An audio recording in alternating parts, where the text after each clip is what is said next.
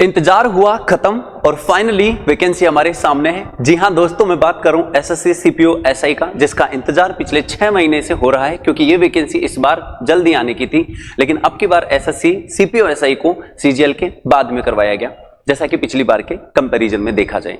तो हम बात करेंगे आज उस बदलाव की सबसे पहले जो कि किया गया है इस बार एसएससी के द्वारा, और ये बदलाव एक बहुत बड़ा बदलाव है कि मैं कह सकता हूं इस बारे में कि जोर का झटका धीरे से लगा दिया एसएससी ने अब की बार, जो एसएससी सीपीओ एस्पिरेंट्स है उनके ऊपर।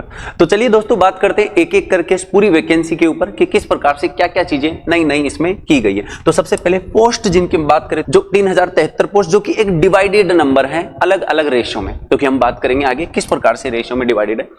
तो सबसे पहले तो मोटा मोटा बात कर लेते हैं, एप्लीकेशन जो फॉर्म इसके स्टार्ट हो रहे हैं, जो कि सबसे इंपॉर्टेंट बात है, आप इसको जरूर ध्यान रखें। अगर ये डेट निकल जाती है तो फिर कोई मतलब नहीं रहता, सोचना विचार करना, तैयारी भी बेकार है। तो आप सबसे पहले अपने फॉर्म से भरें, क्योंकि फॉर्म की डेट स्टार्ट हो चुकी है। 26 सितंबर से फॉर्म स्टार्ट है और 16 आपके अक्टूबर तक फॉर्म इसके भरे जाने। फिर से सुन लीजिए, 16 अक्टूबर तक फॉर्म भरे जाने, अगले महीने तक। तो आप ये जल्दी से फॉर्म्स अपने फिलअप करें। दूसरा, इसकी अगर एग्जाम की बात करते हैं हम, तो इन्होंने जो टेंटेटिव डेट्स दी है इन्होंने, वो नवंबर और दिसंबर का महीना दिया है। मतलब हम कह सकते हैं नवंबर में एंड में या दिसंबर के फर्स्ट एंड सेकंड वीक में आपके एग्जाम्स जो हैं वो स्टार्ट हो जाएंगे। तो आप अपनी प्रिपरेशन को अब थोड़ी गति और दे दीजिए। इसके बाद में आते हैं हम एजुकेशनल क्वालिफिकेशन, जो सबसे कंपलसरी पॉइंट होता है, और उसके लिए इन्होंने कम से कम आपके लिए ग्रेजुएशन का कंपलसरी पॉइंट रखा है कि आप ग्रेजुएट तो कम से कम होने चाहिए। साथ ही साथ इन्होंने ये भी कहा है कि अगर आप अपीयरिंग में हैं, आप फाइनल ईयर में हैं, तो आप भी इसके लिए फॉर्म अप्लाई कर सकते हैं। इसके बाद में बात करते हैं एज लिमिट की। तो कई सारे बच्चों का कंसर्न होता है एज लिमिट को लेकर के, सर कितने तक भर सकते हैं, कितने तक। तो देखो, वैसे तो क्लियर यहां पर मेंशन किया गया है कि अगर आप 20 साल हैं और मैक्सिमम आप 25 साल हैं, तो 20 से 25 के बीच में आप फॉर्म भर सकते हैं। साथ में इन्होंने एक और डेट मेंशन की है जो क्लियर करता है कि 2 अगस्त 2000 से पहले वाले, मतलब जो 2 अगस्त 2000 के पहले वाले जन्मे हुए, और 1 अगस्त 2005 के बाद का कोई भी कैंडिडेट इस फॉर्म को अप्लाई नहीं कर सकता। इस बात को मेंशन कर लीजिएगा। लेकिन साथ ही साथ इन्होंने ये भी दिया है, एक रिलैक्सेशन दिया है एज का, जो कि कैटेगरी आपके कास्ट के अकॉर्डिंग दिया गया। जैसे ओबीसी वाले कैंडिडेट्स को 3 साल का और एससी एसटी वाले कैंडिडेट्स को 5 साल का एज रिलैक्सेशन दिया जाता है, जैसा कि हर बार की तरह इस बार भी दिया जा रहा है। ये कोई नई चीज नहीं। और इसमें अगर हम बात करें तो सबसे पहली प्रायोरिटी जो सबकी रहती है वो दिल्ली पुलिस की रहती है, क्योंकि इसकी कट ऑफ भी सबसे ज्यादा जाती है और हर किसी की चॉइस होती है दिल्ली पुलिस में एसआई बनना, थानेदार बनना, सब इंस्पेक्टर बनना। तो इसकी कट ऑफ ज्यादा भी जाती है और अलग भी जाती है। तो इनके लिए जो लेवल 6 है, पे का जो पे ग्रेड है वो लेवल 6 इसमें डिसाइड किया गया 35,400 से 12,400। और आपको मैं फिर बता दूं कि जनवरी 2026 में, मतलब 1 जनवरी 2026, जैसा कि बताया जा रहा है न्यूज़पेपर की तरफ से, हम बात कर सकते हैं न्यूज़पेपर सोशल मीडिया से, कि 1 जनवरी 2026 से 8वां वेतन आयोग सेंटर में लगने वाला। और आप देखिए ये सेंट्रल गवर्नमेंट की जॉब है। साथ में इसमें एक पोस्ट डिवाइडेड है जो कि सीएपीएफ में, सेंट्रल आर्म पुलिस फोर्सेस, मतलब जितने भी हमारे सीआईएसएफ है, आईटीबीपी है, सीआरपीएफ है, एसएसबी है, इन सभी बटालियन में, जो पैरामिलिट्री बटालियन के नाम से जाने जाते हैं, इन सब में भी एसआई के तौर पर आप इसी वैकेंसी से जा सकते हैं। और इनका भी लेवल वही 6 है और वही सैलरी का इनका भी ग्रेड पे सेम है। कहीं कोई दिक्कत नहीं है, कहीं कोई डिफरेंस नहीं है ज्यादा। बस प्रायोरिटी की ज्यादा होती है कि हर किसी को दिल्ली में पोस्ट लेनी होती है, दिल्ली पुलिस में जाना होता है, बाकी ज्यादा कोई दिक्कत नहीं। फिर बात करते हैं आगे इसी में। तो अब थोड़ा पोस्ट की तरफ देख लेते हैं कि वैकेंसीज कितनी आई हैं। ये भी एक बड़ा कंसर्न होता है बच्चों का कि पोस्ट कम है यार, कैसे करें। आप उसके बारे में ना सोचें, आपको एक पोस्ट चाहिए तो आप उसके लिए अपनी मेहनत करें।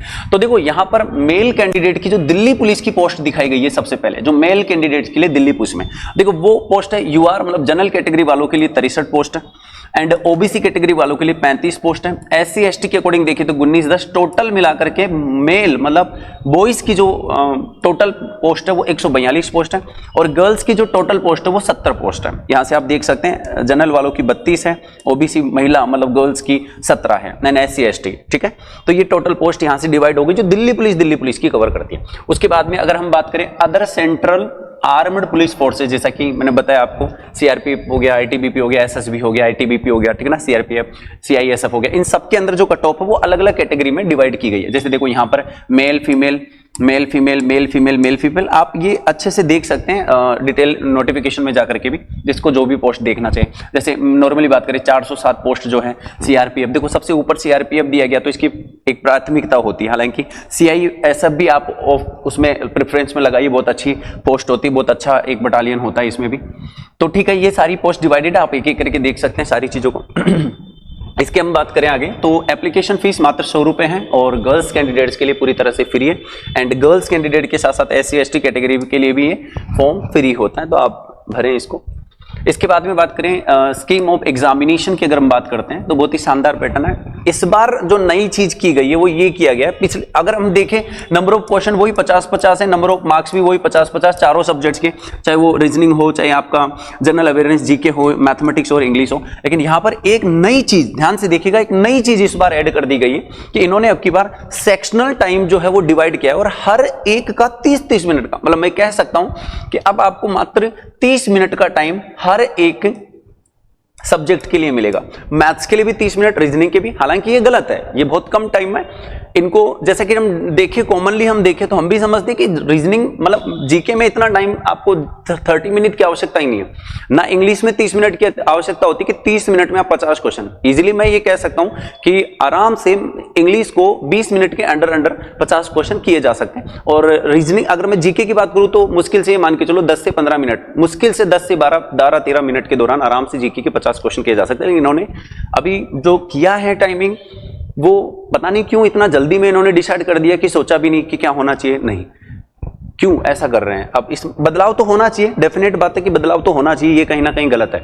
अब देखते हैं क्या होता है बदलाव, अभी तो नोटिफिकेशन इन्होंने दे दिया है, आगे देखते हैं क्या होता है। फिर पेपर सेकंड की बात करें, मतलब मेंस की बात करें, तो आप जैसा कि पता आपको ये होना भी चाहिए कि इंग्लिश का जो पार्ट है वही एक पार्ट होता है इसमें। और अब की बार एक चीज और देखिए, इन्होंने एक और बदलाव यहां पर कर दिया। इन्होंने कहा है कि जो पेरा नंबर 12.8.2 है वहां पर इन्होंने एक नोटिस डाला है, और इनका नोटिस क्या कहता है जरा हम देखते हैं एक बार इसको। इनका ये नोटिस कहता है कि आप इंग्लिश लैंग्वेज मतलब मेंस में भी 4 पार्ट्स में ये क्या करेंगे, सेक्शनल डिवाइड कर रहे हैं, मतलब अंग्रेजी के 200 क्वेश्चन को भी 4 भागों में डिवाइड करके, और उनका भी एक सेक्शनल टाइमिंग 30-30 मिनट का डिवाइड कर रहे हैं, मतलब 4 पार्ट डिवाइड होंगे। अब इन्होंने ये क्लियर नहीं किया कि किस किस पार्ट को कितना किया जाएगा, हालांकि इन्होंने मेंशन यहां पर सारे टॉपिक्स के सारे कर दिए, वोकैबुलरी, स्पेलिंग कर दिया, फिल इन द ब्लैंक्स कर दिया, जिसमें फिल इन द ब्लैंक्स में ये बोल रहे हैं कि वर्ब के क्वेश्चन होंगे, प्रीपोजिशन के क्वेश्चन होंगे, आर्टिकल के क्वेश्चन होंगे। इसके अलावा सेंटेंस स्ट्रक्चर का क्वेश्चन दे दिया, सिनोनिम्स एंटोनिम्स कर दिया, सेंटेंस कंप्लीशन भी कर दिया इन्होंने, फ्रेज कर दिया, इडियोमेटिक एक्सप्रेशंस कर दिए, कॉम्प्रिहेंशन, वो तो सारे सिलेबस है। लेकिन इन्होंने जो 4 पार्ट्स डिवाइड करने वो अभी तक मेंशन किया नहीं है। अब वो पेपर में करेंगे या फिर उसके पहले कुछ और नोटिफिकेशन ऐसा कुछ जारी करेंगे, अभी कोई कंफर्म नहीं है। लेकिन हाँ, इतना कंफर्म है कि मेंस में भी अब सेक्शनल टाइमिंग डिवाइड हो चुका है, जैसा कि प्री के अकॉर्डिंग हो चुका है। चलिए अब बात करते हैं एक सबसे इंपॉर्टेंट पॉइंट पर, जो कि आपको पता होना ही चाहिए, आप ये गलती ना करें, क्योंकि इस बार इन्होंने एक और चीज नई ऐड कर दी है, वो है ड्राइविंग लाइसेंस। जी हाँ, जिस तरह से दिल्ली पुलिस कांस्टेबल में ड्राइविंग लाइसेंस की जरूरत होती है, उस तरह से दिल्ली पुलिस SI में भी, और स्पेशली देखो ये दिल्ली पुलिस के लिए ही किया गया है कि जो कैंडिडेट दिल्ली पुलिस के लिए क्वालिफाई करता है और जिनका फिजिकल एफिशिएंसी टेस्ट होता है, एट दैट टाइम आपको लाइसेंस की जरूरत पड़ेगी, जिसमें मोटरसाइकिल का एंड कार, ठीक है ना। देखो इन्होंने क्या कहा, motorcycle and car issue before the date of PET और PST, ये आप ध्यान रखना, जब आपका फिजिकल होगा तो उसकी डेट के पहले आपके पास में ये होना ही होना चाहिए। तो इसका मतलब ये हुआ कि अगर आपके पास आज नहीं है या आपने नहीं बनवाया तो आप अभी अप्लाई कर दीजिए, नहीं तो फिर आप इस जॉब से वंचित रह जाएंगे, स्पेशली दिल्ली पुलिस की पोस्ट से।